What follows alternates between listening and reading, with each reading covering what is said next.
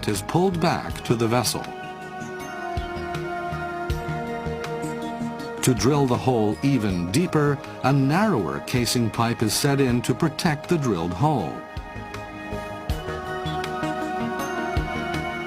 After the casing pipe has been installed, cement is pumped into the space between the hole and the casing pipe to fix the pipe in place. Again, an even smaller drill bit is run down through the riser pipe and casing pipe, and the drilling continues. Repeating this process, the Chikyu will drill through the ocean crust to collect fresh, live mantle. This is something that has never been done before.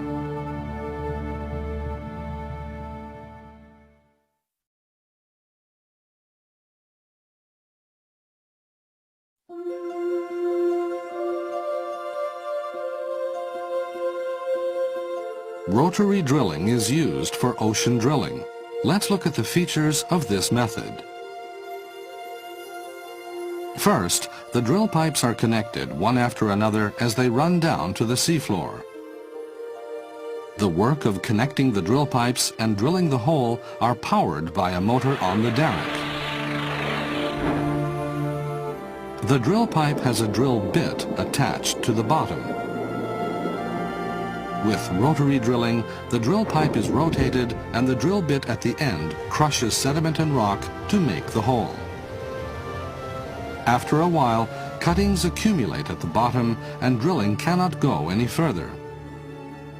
Seawater or other liquid is then pumped from the vessel down through the drill pipe and is jetted out of the nozzles on the drill bit. This liquid current forces the cuttings up to the seafloor. That is rotary drilling.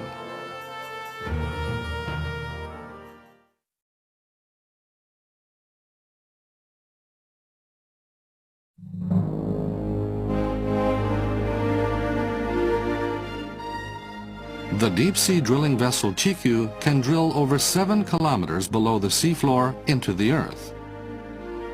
To drill even further below the seafloor, a riser system is used. With the riser system, mud is used instead of seawater. There are several reasons for using mud. First, it has greater viscosity than seawater to force cuttings up from the bottom of a deeper hole. Also, with the increase in pressure at greater depths, the formation pressure becomes much greater than the pressure in the hole filled with seawater. The hole will collapse if a certain differential pressure between the outside and the inside of the hole is reached.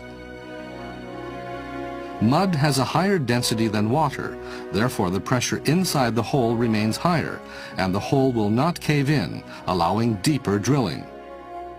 The drilling mud is artificially conditioned with various kinds of products, and it is expensive. Discharging it on the seafloor is bad both environmentally and economically. The mud is therefore collected and reused. For this purpose, the riser pipe is connected all the way from the vessel to the seafloor.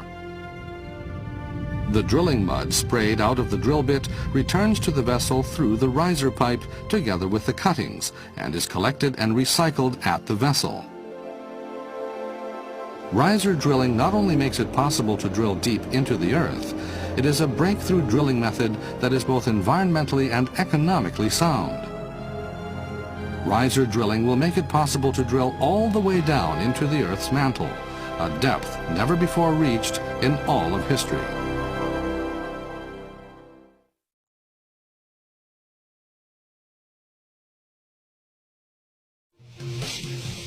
Chikyu's primary mission is to take cores for scientific study. Cores are cylindrical, continuous rock samples taken from geological layers. A device called a hydraulic piston corer is used to take cores from softer geological layers. First, the hydraulic piston corer is run down to the coring point by the drill pipe.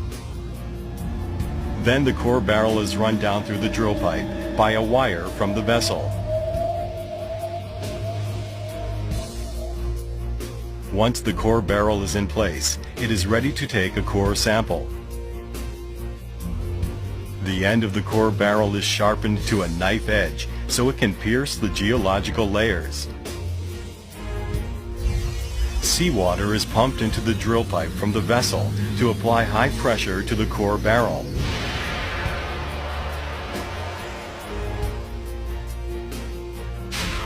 In just 1 second, a 10-meter-long core is sampled. The barrel containing the core sample is pulled back up to the vessel by the wire. Then, the hydraulic piston corer drills ahead down to the next coring point.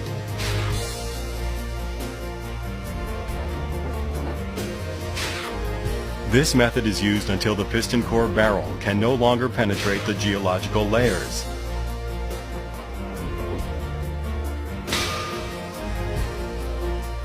Once harder geological strata are reached, the hydraulic piston corer is pulled up. For hard geological strata, the coring system is switched over to the rotary corer.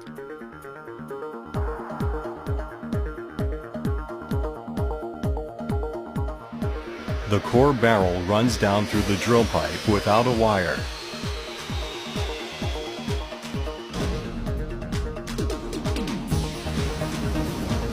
Samples are taken while drilling.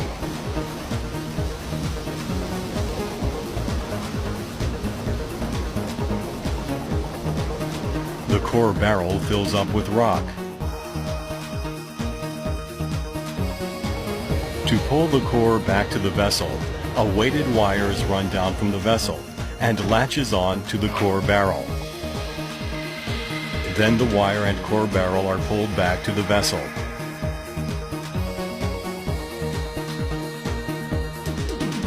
One of the drill pipe joints is unscrewed and the core barrel is taken out.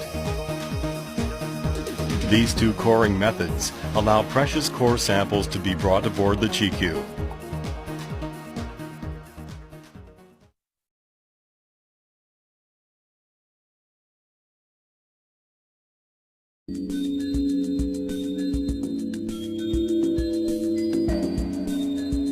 The Chikyu contains 4 floors of scientific laboratories. Here is how the analysis of the cores proceeds. First, each core sample is cut into 1.5 meter segments. The core's contents are scanned non-destructively. Then cores are split for study and preservation. Core properties such as density, heat conduction, and sound velocity are studied. Small samples are also extracted from the cores. Microorganisms in the cores are studied. Fossils, rocks, and minerals from cores are examined microscopically. The chemical composition of cores is analyzed. Cores are used to study the history of the Earth's magnetic field. Finally, all the cores are placed in cold storage for further analysis on shore.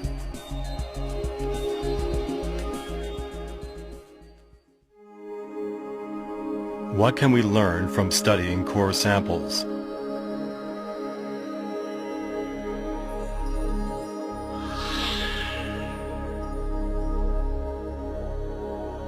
Physical studies characterize cores' mechanical properties, such as hardness and friability. Studying physical properties of cores reveals how the layer deforms when certain forces are applied to it. For example, cores from earthquake nests, where quakes frequently arise, can reveal the earthquake mechanism.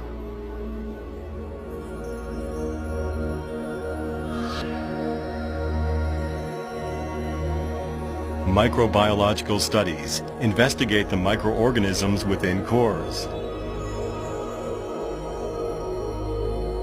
These creatures live deep beneath the sea floor, where there is enormous pressure and almost no oxygen.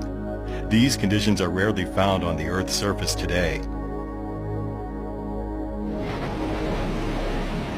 But the environment in which these organisms live may resemble the primeval Earth. So these studies could be a clue to the mystery of life's origins on our planet.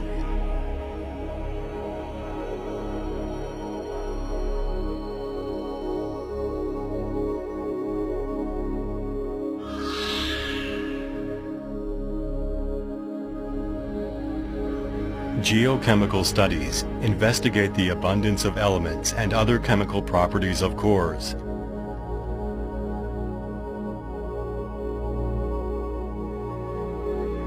Studying chemical properties gives clues about how the Earth's climate has changed over time. How cold or hot, wet or dry it was in past times.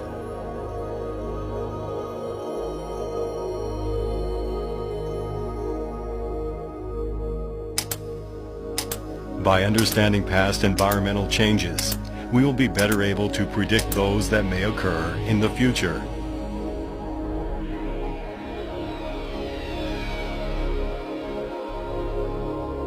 Core samples are not just rocks. They contain precious information about Earth's past, present, and future.